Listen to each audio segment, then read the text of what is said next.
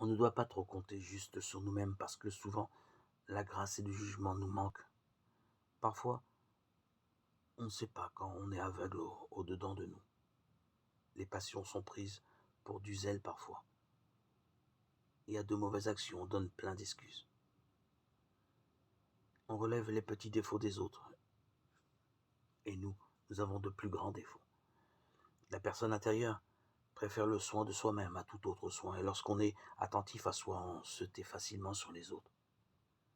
Si nous nous occupons que de Dieu et de nous, nous serons peu touchés par le dehors. Si nous voulons posséder la paix et être véritablement unis à Dieu, il faut laisser là tout le reste et ne penser qu'à nous seuls.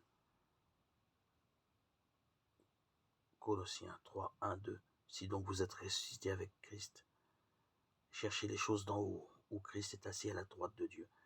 Affectionnez-vous aux choses d'en haut et non à celles qui sont sur la terre, car vous êtes morts et votre vie est cachée avec Christ en Dieu.